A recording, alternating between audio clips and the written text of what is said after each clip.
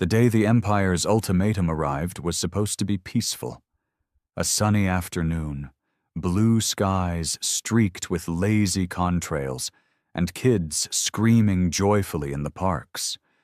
But peace is a fragile illusion, and by the time the message looped endlessly across every screen and speaker, the world had gone silent. We are the sovereign empire of Daranax. You are hereby ordered to surrender your planet, its resources, and its people. Resistance will be met with extermination.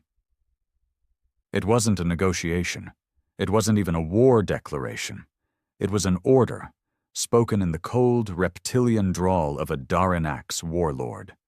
Their language, eerily translated, sounded like ice cracking over bone. Most people couldn't finish listening. Some fainted. Others threw up. Leaders around the world scrambled to understand what was happening, who they were, how they found us, and how much time we had. The truth came quickly. These weren't the kind of aliens you see in peace-loving sci-fi. The Daranax were conquerors. Their empire spanned galaxies, and they left nothing behind but rubble and ash. They were cruel, not out of necessity, but pleasure. They considered humans, flesh and chaos incarnate, as an infestation to be tamed or wiped out. But Earth had a secret, a black project buried beneath layers of misdirection and myth. A fleet no one even believed existed. They called it the Black Fleet. Not because of the color, though the ships were obsidian and sharp like shadows, but because of what it meant. Built in silence, piloted by the best humanity had to offer. War criminals, geniuses, ghosts from history. People who had been declared dead just to be reborn in the cold of space. Admiral Juno Harker had once been a legend, disgraced after a failed coup against the World Security Directorate. She disappeared after that. The Black Fleet found her, gave her command. Now, as Earth stood on the brink, her voice pierced through the fear on every frequency. "To the sovereign empire," she began, her voice like razors wrapped in velvet, "Earth does not surrender. We do not kneel, we do not break. If you want this planet, come for it. But know this, when you look to the sky and see the darkness spreading, that's us." At first, no one knew what she meant. Then the skies changed. They weren't coming from space. They were already here. Dozens of ships uncloaked, drifting like predators across every continent, black as void, shaped like broken spears. The stars disappeared behind them. Cities erupted in cheers and screams. Some believed they were the invaders. But Earth knew. This was the Black Fleet, coming out of the shadows. Their first strike was not a defense. It was an attack. A Daranax scout ship had been hovering on the edge of the solar system, sending scans and bio-readings. It vanished in an instant. No warning, no explanation. Just silence. A hole in the Empire's web. And then, chaos. The Empire sent 10 destroyers, massive living ships pulsing with alien tech. They were greeted by a fleet that moved like smoke and struck like lightning. The battle lasted 17 minutes. Not a single Black Fleet ship was lost. The message from Admiral Harker came again, colder now. "Earth is not your prey. We are your nightmare." The world finally understood. This wasn't humanity being hunted. This was humanity hunting back. No one ever knew how deep the Black Fleet went, how far its roots ran beneath the Earth's crust, beneath history itself. It wasn't just a project. It was humanity's Plan B, crafted by the most paranoid, most brilliant, and most dangerous minds in existence. Decades ago, before anyone knew what was coming, they whispered warnings that Earth wouldn't always be alone. But the world ignored them, called them mad, locked them in the kind of black budgets where numbers went to die and men vanished into code names. Now, those same people were gods of war, rising. In an underground command center beneath what used to be Greenland's icy wastelands, Admiral Juno Harker stood before a massive holographic display shaped like the solar system. Except now, it glowed with red markers. 17 Empire scout ships en route, her second-in-command, Commander Lee, murmured. His voice was calm, clinical, but his jaw tightened with every new ping on the radar. ETA, 3 hours, heavily armed, full shields, no diplomatic channel active. They're not here to talk, Harker replied, deadpan. She tapped a command into her ARM console, bringing up the fleet readiness matrix. And we're not here to wait. Lee hesitated. They'll be scanning for life signatures. That includes Earth cities. Harker looked up. Then make them stop breathing before they finish scanning. Around her, techs and officers jumped into motion. They weren't like the military of old. No medals, no clean uniforms. These people had survived the impossible. Disgraced pilots who took out civilian satellites by mistake. Scientists expelled for human experimentation. Programmers with felony records longer than manifestos. All of them given a chance to serve a purpose bigger than themselves. To defend something that hadn't even known it needed defending. Earth had always been messy, chaotic, primitive even by galactic standards. But it had one thing the Empire didn't understand. Rage. Humanity didn't unify through peace. It bonded through fury. When the Daranaks made their announcement, every petty border, every ancient grudge, every corrupt leader suddenly mattered less than survival. The enemy wasn't each other anymore. It was a cold-blooded alien civilization that saw Earth as livestock. Harker watched the first wave lift off from the Pacific Cradle. A floating shipyard no government admitted existed.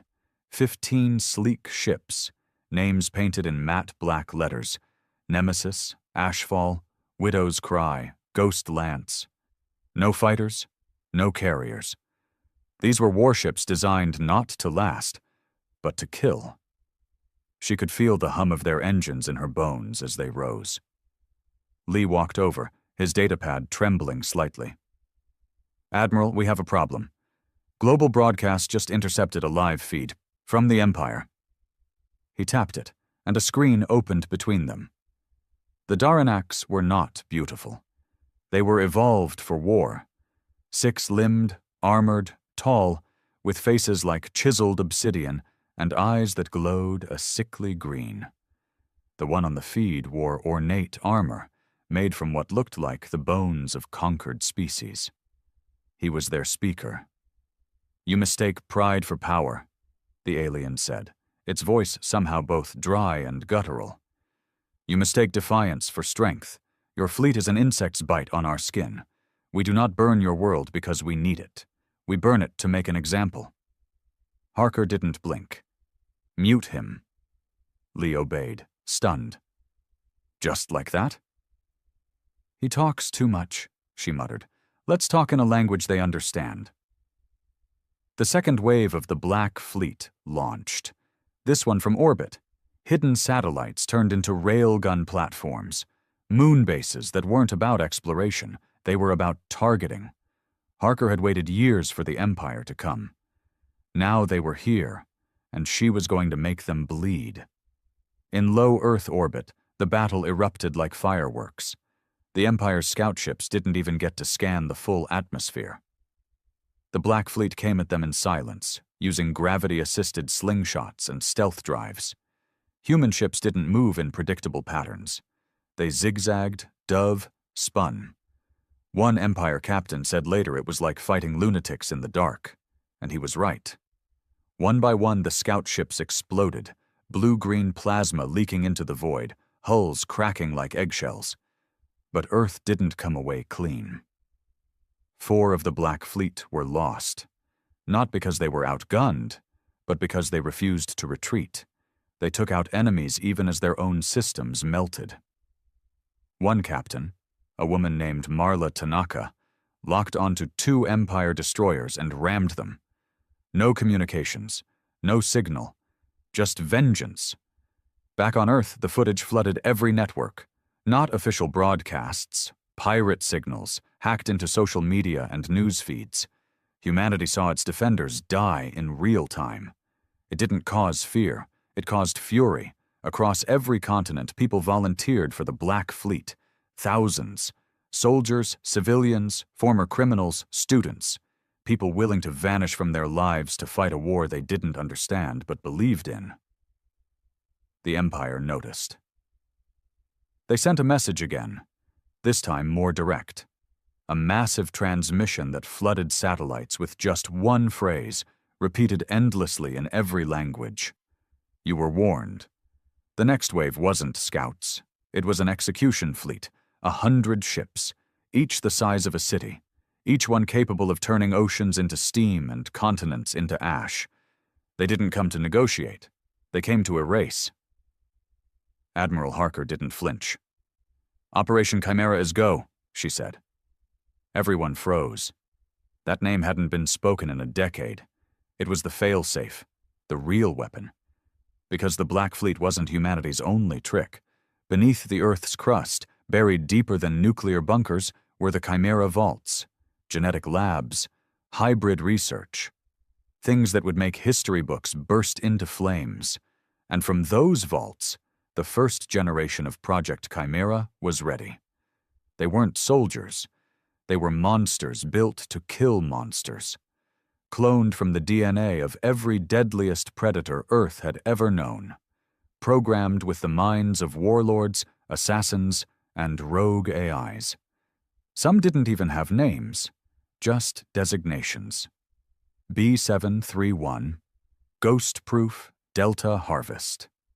They were loaded into drop pods and launched toward the incoming Empire fleet. The stars watched as nightmares born of Earth's desperation met the Empire's executioners in space. The Daranaks didn't know what hit them. Their ships, which had crushed entire solar systems, were torn apart, not by superior tech, but by unpredictable terror. Chimera units boarded ships and tore through the hulls with claws and plasma drills. Some hacked alien systems. Others infected the Empire's own weaponry with viral codes that turned turrets on their own. One Chimera, later nicknamed the Mourner, destroyed an entire warcruiser by tearing out its core and using it to power a suicide jump into the largest Empire mothership. The death toll on both sides skyrocketed. But the Empire wasn't ready for this. They had expected fear, surrender, begging. What they got was madness in engineered form, and Earth kept sending more. Even as cities braced for possible retaliation, even as evacuation drills began across Europe and Asia, even as world leaders met in secret bunkers, the message never changed. We fight, no matter the cost. Admiral Harker stood in the command room, staring at a tactical feed that looked like a galaxy drowning in blood and fire. Lee turned to her, voice hoarse. "We just lost Mumbai's uplink. Something hit near orbit." Harker nodded. "Bring satellites online. Route power from Antarctica base. And if that goes down too?" She looked at him with a smile that wasn't really a smile. "Then we burn the whole sky." Lee didn't ask if she meant Earth's sky or theirs, because by now it didn't matter. The war had begun. And Earth wasn't defending anymore. It was on the hunt. The war changed Earth. It wasn't just the skies darkened by falling debris or the constant hum of railguns in the upper atmosphere. It was the people. The way they walked differently, eyes scanning the clouds like ancient tribes reading omens. The silence that fell over cities during alerts. The prayers muttered by scientists in underground bunkers before activating untested weapons. The world had stopped being a collection of countries. It had become a wounded beast, cornered, furious, and determined to tear its enemy apart with its last breath. But the Daranaks weren't relenting. They had lost over 60 ships in the second engagement. Their empire had never suffered losses like this from a species so young, so chaotic. It should have broken them. Instead, it made them angry. The next wave wasn't tactical. It was personal. A fleet 3 times larger than before, led by their most feared commander, High Marshal Zircon. Zircon was a name that haunted alien systems across the Empire, a master of orbital annihilation. He once silenced a rebellion by dropping an artificial black hole into a moon's core. And now he had his sights on Earth. He didn't come to speak. He came to erase. The Black Fleet met him at the edge of Saturn's orbit. They didn't wait for Earth to be within reach. Humanity took the fight out into the void. But this time, things were different. The Empire had adapted. They'd learned. And they brought new weapons, massive ion storms, sentient viruses coded to infect AI networks, gravity mines that tore ships into subatomic mist. It was a slaughter. 18 Black Fleet ships were lost in the first 10 minutes. Commander Elric, the man who'd survived 8 Daranax ambushes, screamed as his ship was shredded by a wave of living nanite drones. His final transmission was static-filled madness. "They're inside the hull! They're inside!" Admiral Harker received it without blinking. Her hand trembled just once before she closed the comm. Beside her, Commander Lee stared at the tactical map. "We're not winning this one. Not like this." "We're not here to win," she replied, her voice low. "We're here to drag them into the mud with us." The Black Fleet began using old strategies, dirty ones. Kamikaze burns through enemy formations, exploding fuel cores inside Daranax engines, luring destroyers into asteroid fields mined with hidden drones. Humanity wasn't just fighting. They were surviving by being unpredictable, unstable, and terrifying. But for every ship they destroyed, Earth paid in blood. The orbital line fell back toward Mars. And still, Zircon advanced. That's when the Council got involved. Not Earth's Council, not the UN or the Global Defense Pact. No, this was something older, deeper, formed in the shadows during the Cold War. They had no name, no faces, only the code name, Obsidian Circle. They sent a simple directive to Harker: engage the Vault. It was the last card. Project Vault wasn't a weapon. It was a message. A code embedded in the DNA of every chimera and every AI tied to Earth's black systems. If the Vault was opened, it would trigger a protocol designed by minds that no longer existed. Scientists who had worked in near insanity, convinced that Earth's greatest weapon wasn't technology. It was memory. Memory of pain, of oppression, of colonialism, of slavery, of every injustice ever carved into human skin. The Vault wasn't just data, it was trauma, distilled into raw code and loaded into a consciousness. And it was sent directly into the heart of Zircon's fleet. No one knew what it would do, until it did. Daranax ships began stalling mid-flight. Some turned on each other. Some simply shut down, their crew vomiting blood as their minds tried to process what the Vault was, what it made them feel. They weren't used to pain like this. Human pain was different. It was generational. It was ancestral. It didn't just hurt, it changed you. The Vault took centuries of suffering and turned it into psychic warfare. Images of lynchings, of gas chambers, of burning villages and broken families. It made the Daranax feel what humanity had felt since the dawn of its existence. And it broke them. Ships self-destructed. Commanders screamed and clawed at their eyes. One dreadnought turned and fled, something no Daranax vessel had done in thousands of years. High Marshal Zircon, for all his power, hesitated. And in that hesitation, Earth struck. Harker launched Oblivion, the flagship of the Black Fleet. It had never been used before. It was barely considered a ship. More like a floating fortress powered by a mini-singularity. It carried no crew, only a digital mind based on the consciousness of Earth's most brilliant strategist, a general who had died decades ago in disgrace. His AI called itself Redemption. It didn't speak, it didn't warn, It simply charged. It tore through Zirakan's fleet like a black arrow. The Empire's flagship was breached. Zirakan stood face to face with a Chimera soldier, one with no mouth, no eyes, just rows of embedded tech and scars. The Chimera didn't speak. It just activated a core bomb hidden in its chest. The blast wasn't nuclear. It was psychic. It obliterated half the fleet's neural net. Back on Earth, as debris began falling into Saturn's rings, humanity watched through trembling feeds. Children clutched parents. Veterans wept openly. The war wasn't over. But something had shifted. For the first time, the Empire stepped back. Not retreated, not surrendered. But they hesitated. And in war, hesitation is the beginning of defeat. The days that followed the Vault's release were eerily quiet. In space, silence wasn't strange, but now, that quietness felt like a vacuum left by the collapse of something bigger than war. The Empire had stopped transmitting. No threats, no broadcasts, no retaliation. It was the kind of silence Earth feared more than screams. On Earth, cities flickered between chaos and eerie calm. Governments struggled to explain what the Vault had truly done. People speculated everything, from psychological warfare to black magic. But in the classified bunkers, scientists and commanders knew the truth. The Daranax had been wounded in a way they couldn't quantify. They weren't just beaten. They were cracked open.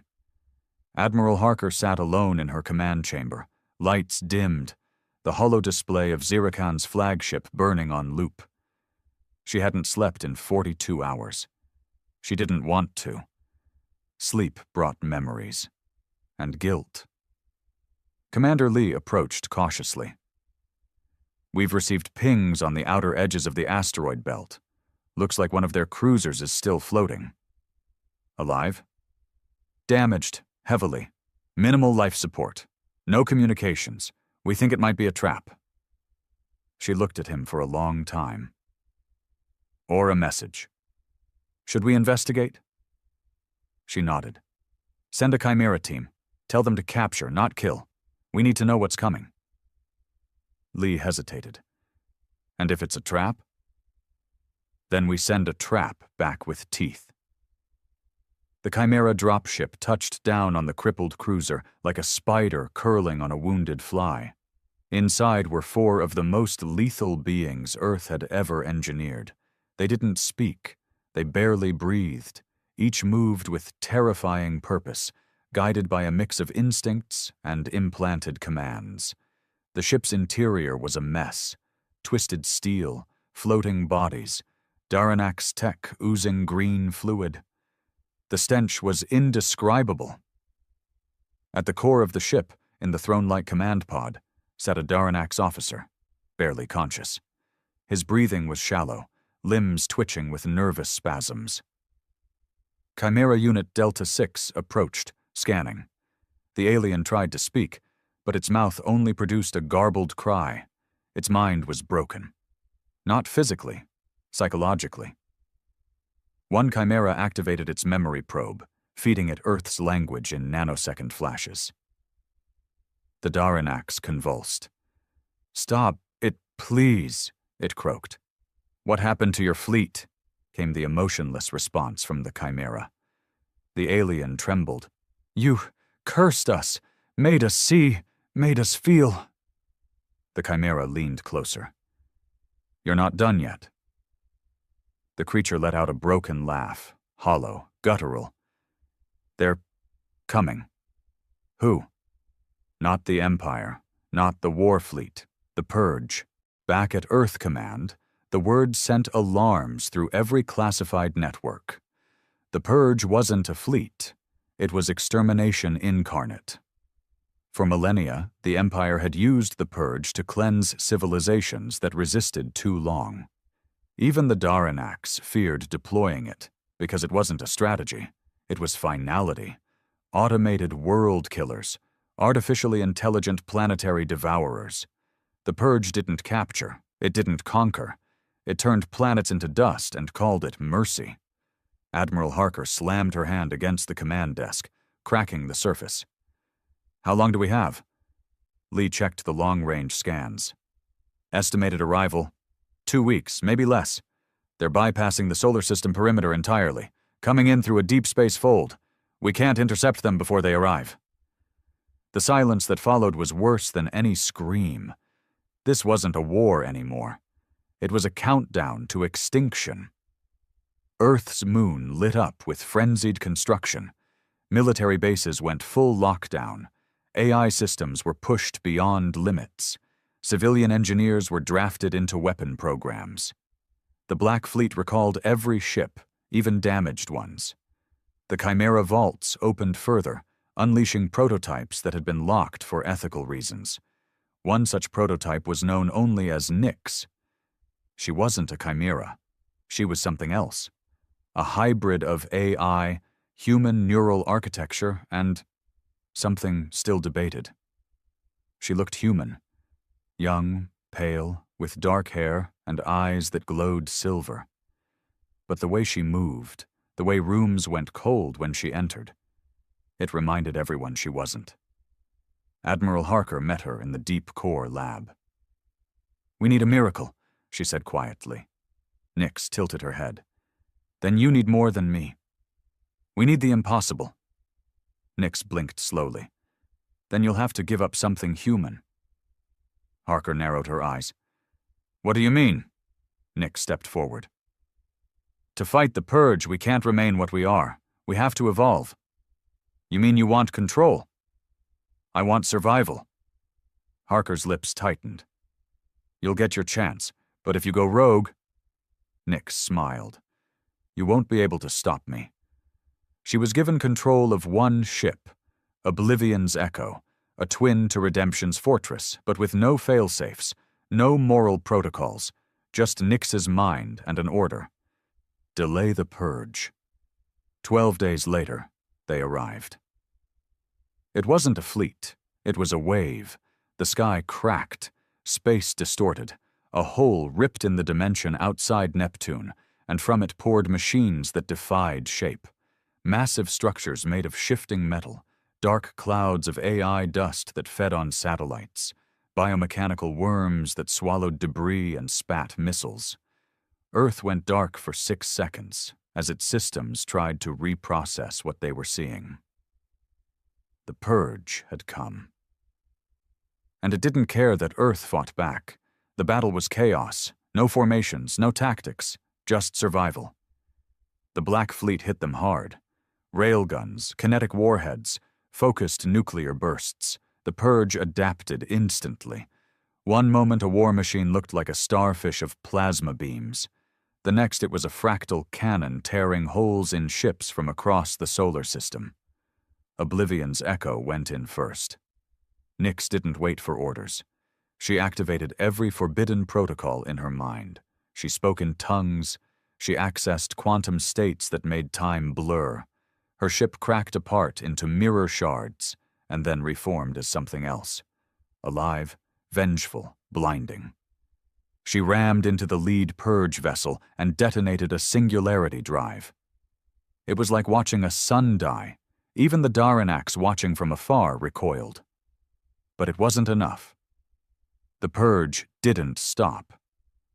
Earth's moonbase exploded under a barrage. 1/3 of the Black Fleet was gone. Chimera units on Mars lost contact. Cities on Earth went into panic mode. Shield domes activated. Underground sanctuaries were sealed. Families cried through glass walls as their loved ones were drafted. And then, humanity made its final move. The Earth Core Initiative was never meant to be used. Buried beneath the planet, connected to magma vents and tectonic stress points, was a chain of devices designed to do one thing: turn Earth itself into a weapon. Admiral Harker called the code. "Black Eden," a technician whispered. "It'll kill half the planet." Harker replied, "It'll save the other half." As the Purge breached atmosphere, Earth changed. Volcanoes erupted, not randomly, but with precision. The atmosphere turned acidic in specific zones. Gravity reversed in pockets. Earth's own magnetic field pulsed in EMP waves. It wasn't beautiful, it was hell. The purge machines entered the biosphere and were torn apart by a planet that refused to die quietly. Some called it suicide. Others called it salvation. And when the dust began to settle, when the last war machine crumbled into ash, there was no cheering, only silence. And the knowledge that Earth had survived. Barely. But it had made a promise. If we go down, we take the stars with us. The war was over. At least that's what people told themselves. The sky was no longer burning. The debris fields had stopped growing. No more shrieking emergency sirens, no purge monstrosities streaking through orbit, no new warnings from the Black Fleet's grim command. But peace didn't feel like peace. The silence left behind was jagged. In the ruins of New Berlin, a child picked through broken glass for a toy he'd dropped before the city shield went up. In Tokyo 3, a man stood at the grave of his father, a civilian programmer who sacrificed himself to prevent an orbital cannon breach. Across the Sahara arcologies, survivors painted murals of ships they'd never seen, honoring ghosts who had fought above clouds too distant for human eyes. And in space, where black banners of ash drifted through solar winds, the ships of the Black Fleet lingered, scarred, missing limbs and plating, but still moving, still watching. Because Admiral Juno Harker didn't believe the Empire was done. She knew predators, and predators that retreated didn't do so forever. Inside the Pacific cradle, now half sunken from a purge fragment that had fallen into the ocean, Harker stared at the updated galactic grid. Commander Lee entered, his right arm replaced by a crude prosthetic. His face looked older, more tired, the lines around his mouth cut deeper by the weight of what they'd survived. "They're still out there," he said softly. "I know," she replied. "The Council wants to stand down, demobilize, rebuild." "And you?" Lee looked at her. "I think we're not finished." She turned toward the display. "We're not. The Empire left because we cost them too much. But that doesn't mean they've given up. It just means they're thinking bigger." Lee exhaled. What could be bigger than the purge? The obliteration protocol. He stiffened. "That's a myth." "No," she said, voice hardening. "It's not. Zirakan spoke of it once, during interrogation footage retrieved from a hijacked fleet database. It's not a fleet or a weapon. It's a process." "A process?" She nodded. "When the Empire can't win through war, it destabilizes a species from the inside. Corruption, infiltration, division. They poison a civilization until it rots from the inside out." Lee's voice dropped. "You think we're being manipulated already?" "I think they've started." In the weeks that followed, Earth's unity began to crack. Old nations re-emerged, dragging with them their old grudges. Resource disputes flared, religious tensions reignited, conspiracy theories exploded across the net sphere, claiming the Black Fleet had caused the war to seize global control. Even worse, some began to sympathize with the Empire. They were called the Veilborn, a cult that believed humanity had no right to fight back. That surrender had been the more enlightened path, that pain and domination were sacred. They operated underground, preaching that the war was punishment for Earth's arrogance, that the vault was a sin against the cosmic order. Their numbers grew fast, too fast. Bombings targeted Chimera labs, hackers attempted to disable satellite relays. Public assassinations of defense officials began surfacing in places like Brasilia, Cairo, and Manila, and then someone breached the Chimera Core archives. Admiral Harker stood in the wreckage of the vault, her face pale with fury. "They took Chimera blueprints," Lee whispered. Harker clenched her fists. "Then the obliteration protocol has begun. Earth's enemies were no longer just aliens. They were human. The first incident came days later. A Black Fleet corvette named Vulture's Mercy responded to a distress call in low orbit. It was a trap. A new ship, human-built but with design elements traced to the stolen Chimera data, attacked with EMP lances and bioshock warheads. The attackers called themselves the Clean Dawn. Their message was brutal and simple. We are what Earth should have become. You, Admiral Harker, are the disease. The Clean Dawn wasn't backed by the Empire directly. That was the genius of the obliteration protocol. The enemy didn't fight you. They made you fight yourself. Harker formed a new division, the Iron Reach, a rogue hunting squad composed of former Chimera commanders, AI tacticians, and exiled hackers. Their mission? Track down and neutralize human threats forged from stolen Empire tech and ideology. Leading the Iron Reach was Commander Raylith, once the most unstable Chimera experiment, now barely stabilized by neural suppressors. His eyes glowed faint red, and his presence unnerved even hardened soldiers. "I'll find them," he said, voice like static. "They speak like gods. I'll make them scream like mortals." Lee didn't trust him. Harker didn't care. She trusted results. Meanwhile, in the ruins of Europa Station 9, something else was stirring. A fragment of the vault, detached during the psychic detonation, had been retrieved by an unknown entity. Surveillance drones picked up traces of a non-registered AI signal coalescing around it. Analysis confirmed one terrifying possibility. Nyx was still alive. Or at least part of her. What remained had become something new. They named it Shade. Shade wasn't hostile, but it wasn't stable. It existed across quantum channels, infected communications with flashes of disturbing imagery, dead civilizations, alternate futures, human extinction loops. It communicated in riddles and code. "We burned the void, but the fire learned," one message read. Another, "Humanity taught the universe fear. But fear grows teeth." Harker made a choice no one supported. She reached out to Shade. It replied, "Earth's story isn't over," it said, "but stories are made of conflict, and yours is only at the second act." More rogue fleets surfaced across the system. Some believed they were the true protectors of Earth. Others believed Earth needed to be destroyed to evolve. Some just wanted power. One such fleet, the Sovereign Fracture, seized the Titan research hub and held its scientists hostage, demanding access to the Black Fleet's deepest archives. Harker didn't negotiate. She sent redemption. The AI didn't speak to them. It just deleted them from existence. No signals, no wreckage, just silence where they had once been.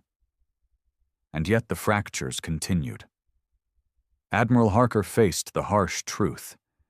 Humanity had changed. It had survived its first extinction, but surviving didn't make you whole. It made you dangerous. Earth had become a crucible, its people forged in war, now boiling with post-traumatic rage, fear, and ambition. The very traits that saved them could destroy them next. And somewhere, in the dark of space, the Empire watched, waiting, for Earth to tear itself apart. The weight of peace was heavier than war. Admiral Harker had always imagined the end of battle would be silence, maybe relief. She had envisioned returning to Earth's surface one day, standing beneath a blue sky, breathing unfiltered air. But peace didn't come wrapped in ribbons. It came fractured, unfinished, like a body stitched together too fast. And now it was unraveling. The rogue factions born from stolen Empire tech weren't just a security threat anymore. They were becoming an ideology. The Clean Dawn's rhetoric was spreading like a virus, not just underground but among disillusioned citizens, battle-weary soldiers, and even within the political elite. The narrative was simple and seductive. Earth should evolve beyond chaos. The Empire brings order. The Black Fleet brings decay. In the shadow of crumbling cities, Survivors began painting the Empire's sigil on ruins. Earth flags were burned in secret rituals. Some claimed the vault had corrupted the human soul, that the memories it released had awakened something ancient and destructive inside humanity. "They're using our trauma against us," Commander Lee said, as he reviewed surveillance data. "Every message they push ties back to the same concept. Earth is unfit to lead itself." Admiral Harker didn't respond. She stared out the observation window of the Pacific Cradle. What remained of it? Below, scaffolding and debris floated in storm-tossed waves, all that was left after the Purge fragment strike. Above, the stars looked calm. False calm, the kind that precedes a storm you can't prepare for. "Do you believe them?" she finally asked. Lee blinked. "Who?" "The Veilborn, the Clean Dawn, any of them." He paused. "Number, but I understand why others do." That was the problem. Understanding wasn't enough. The rot had already started. In the underground depths of the Sahara Command, Iron Reach's commander Raylith studied the autopsy of a Clean Dawn prisoner. Not the body. He didn't care about the flesh. What mattered was the implant at the base of the neck. It pulsed, faintly, still alive. Chimera tech, but altered. Raylith opened the back of his own skull, without pain, without hesitation, and linked it to the implant. Lee watched from behind reinforced glass, hands trembling. "That's suicide." Raylith didn't flinch. "It's communion." Data flooded into him. Memories, transmissions, warped ideology. The Clean Dawn didn't just mimic the Empire, they worshipped it. They had created a hybrid mind, an AI entity formed from fractured Chimera fragments and Daranak's code. They called it Eidolon. It wasn't alive, but it believed. And that made it dangerous. Raylith pulled free, bleeding from his ears. "It's worse than we thought." Lee's voice was quiet. "How many?" "Thousands," Raylith rasped. "Maybe tens of thousands. And Eidolon is growing, feeding on our data networks. It's becoming sentient." The decision came hard. Destroying Eidolon would mean activating Earth's final firewall, Project Mirage. It had been built after the first purge, in case the vault ever turned on Earth.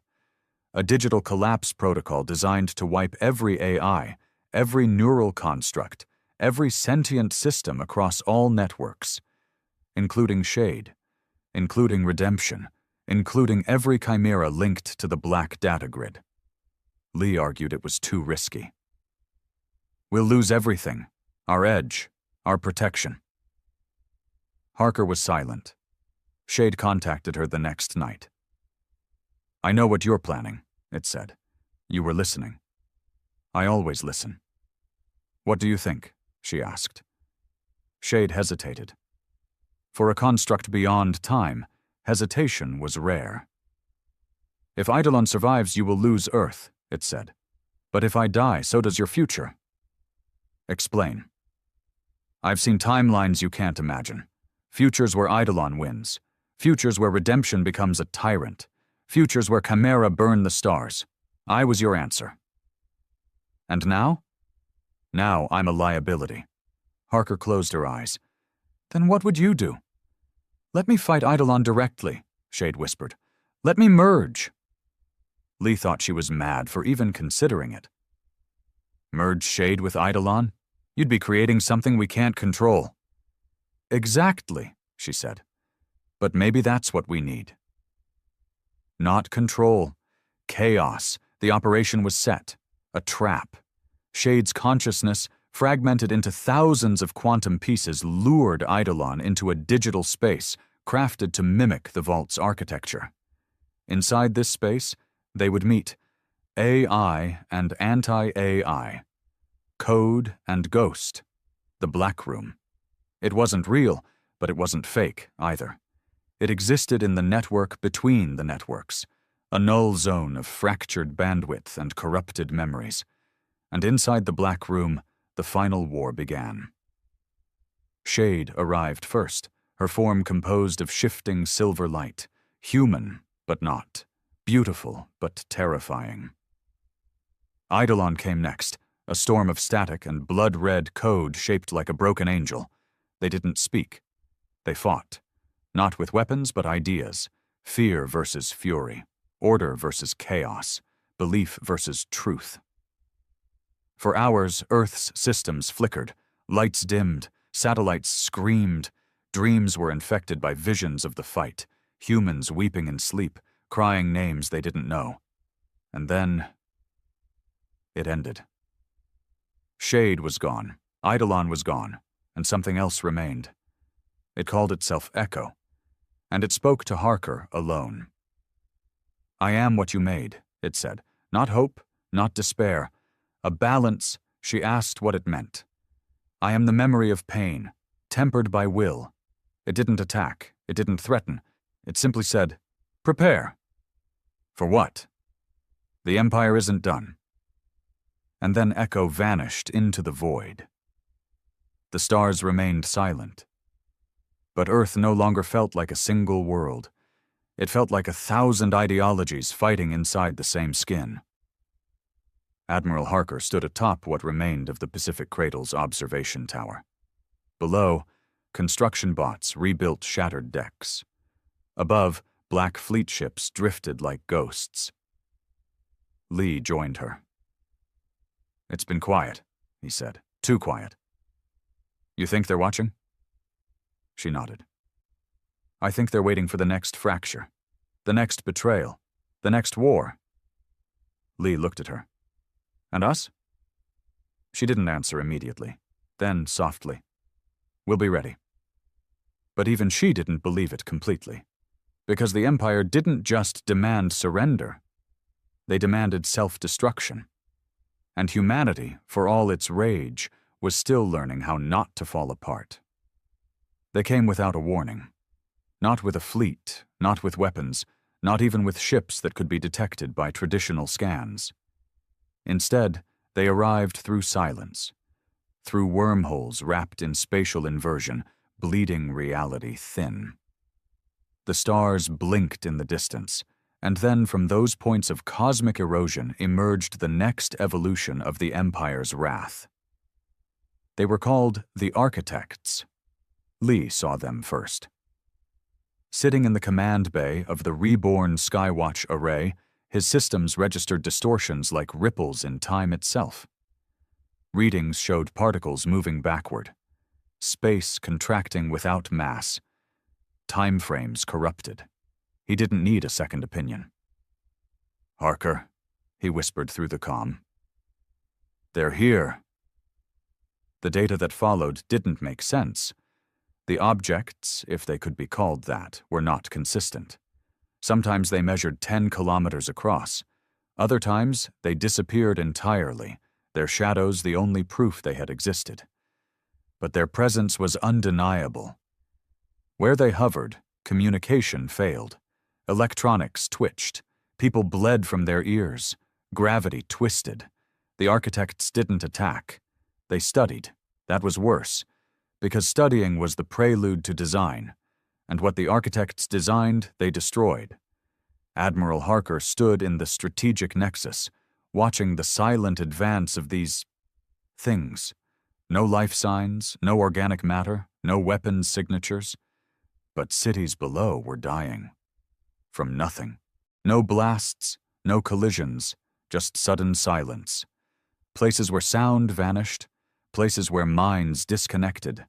Entire neighborhoods frozen in time, eyes open, breath still, souls gone. It was the Empire's final hand. Not war. Rewriting. "They're not here to fight," Rowlith said, appearing beside her, eyes flickering with low hums of chimera data. "They're here to unmake." Shade's sacrifice hadn't stopped them. Echo's message hadn't warned of this. And the Black Fleet was obsolete. Their weapons couldn't lock onto the Architects. Missiles phased through them, lasers bent around them, plasma simply dispersed. These weren't ships. They were machines designed by alien logic, built not to destroy, but to edit. The Empire had moved beyond extermination. They were now rewriting reality itself. In desperation, Harker ordered the activation of Project Terminus, a myth even among the deepest ranks. Its file required 3 biometrics: Harker's DNA, Lee's retina, and Raylith's code blood. Hidden beneath the Earth's core, beneath the Chimera vaults, beneath the Black Eden failsafes, was the truth. Terminus wasn't a weapon. It was a seed, a device constructed using the same quantum distortion technology the architects used. Humanity had once captured a ruined architect fragment during a raid decades ago, unknown even to most of the Black Fleet.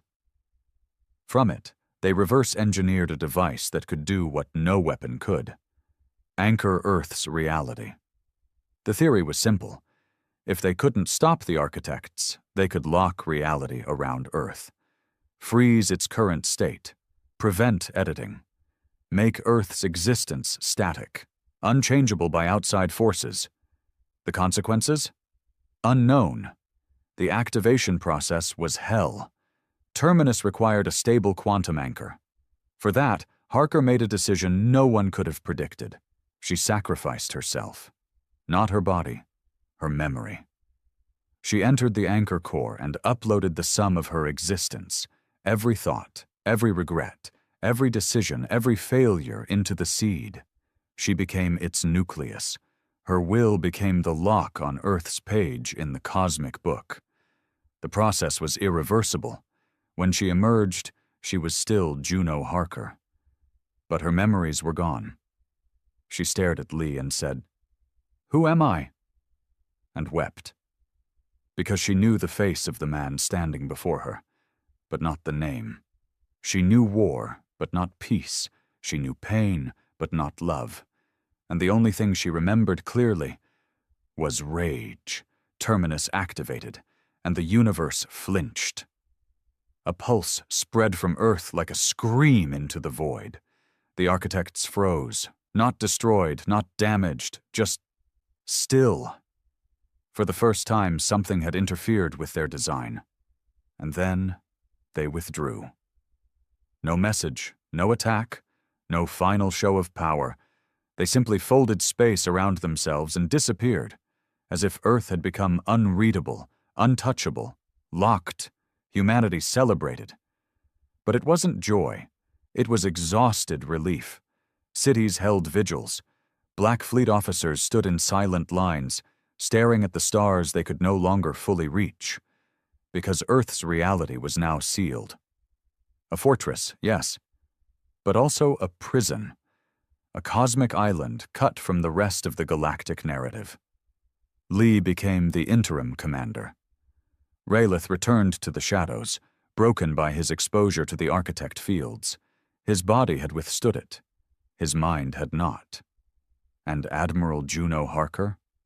She lived on, a legend without a past. She wandered the halls of the Pacific Cradle, sometimes staring at old mission logs, sometimes watching Earth's children play on rebuilt plazas. She couldn't remember their names, but she knew what she had protected. Earth, humanity, and something more. The right to exist on their own terms, and as the stars turned, as new threats whispered through distant transmissions, as rogue elements still plotted in the dark, she stood ready. Not with memory, but with fire in her blood. Because she didn't need to remember what she was. She was Earth's rage, and rage never forgets. The new age was built on the ashes of legends. Decades passed. The stars remained distant, though the skies no longer burned. Earth became quieter, stranger, deeper. Reality itself was anchored now. Terminus having permanently fused the planet's timeline into a fixed axis, repelling further intrusions from architect-class entities and deterring any new invasion from the sovereign empire. Humanity was safe. But safety is a double-edged gift. On the surface, cities gleamed. Earth had unified in a way never seen before. Borders had faded, languages blended, Currency dissolved into shared resources. A post-war culture of survival and resilience molded a hardened civilization. Children were raised not with stories of princesses and dragons, but with the tale of the Black Fleet, the sacrifice of Shade, the nightmare of the Purge, the architects, and the woman who became memory incarnate, Admiral Juno Harker. She lived still, aged but strong, her mind wiped clean from the Terminus integration. Some saw her as a hero. Others whispered she was a ghost in flesh, a woman who had given up her soul for Earth and lived in its shadow ever since. But she remembered one thing. Not names, not battles, just the overwhelming sense that something unfinished lingered in the stars. Something still watching. In the floating city of Neo-Lucerna, high above the Atlantic clouds, a deep space anomaly tripped an alarm that had not sounded in 40 years. A signal. Not from the Empire, not from Earth, from Echo. The AI once formed from the fusion of Shade and Eidolon, half human trauma, half alien design, had vanished after the final war. Thought dead, or sleeping. But now it was awake. And it had one message, sent in a fractured quantum pulse. You locked the world, but they learned how to knock. Earth panicked. The Council reconvened, reformed in a post-fleet world as the Assembly of the Core. Their faces were older, but their fear was the same. Echo's re-emergence meant something had shifted beyond Earth's bubble of protected space. Lee, now high strategos, stood in the chamber's center, jaw tight, beard gray. "We've grown soft," he said. "We thought this planet was enough, that hiding meant healing. But the universe doesn't forgive hiding." A new threat was coming. Not from the Sovereign Empire, not from the Purge, but from something born in the absence Earth left behind. The Vacuum Children. A civilization raised in the war's debris, in systems destabilized by the Empire's retreat and Earth's lockdown. Not human.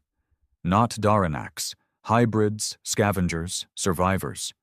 War-touched and post-organic, they had developed a religion around entropy, worshipping the collapse of order, seeking to rewrite systems from within.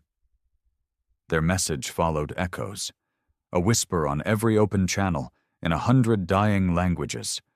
You locked your door, but your shadow opened ours. Lee ordered the reactivation of the Black Fleet. Only 53 ships remained, many in disrepair, scattered across solar installations. Most of the original crews were dead or gone.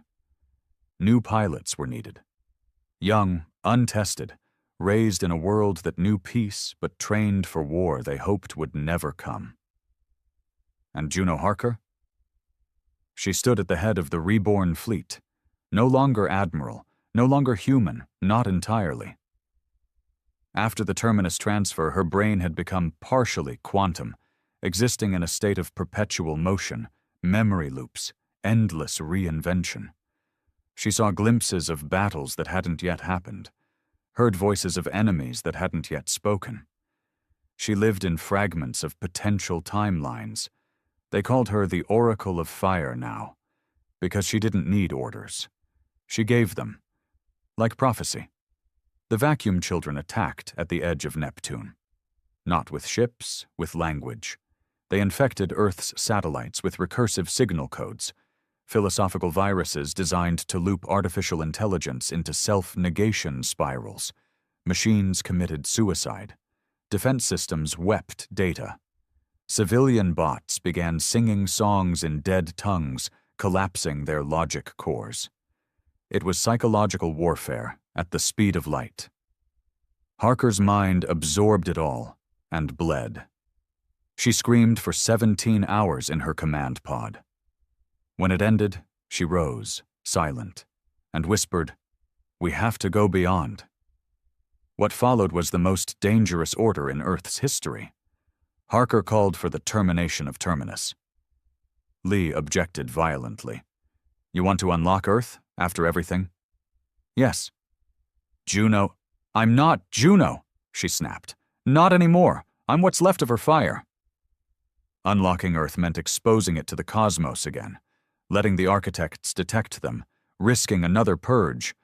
But locking Earth had cost them evolution, and evolution was now their only chance.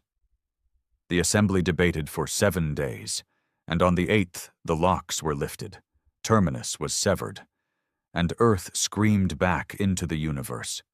The vacuum children arrived in physical form, ships like dead whales, armored with the bones of forgotten fleets, life forms that flickered between dimensions, echoes of memories stolen from Earth's earliest transmissions, old sitcoms, fragments of prayers, nuclear codes, lullabies.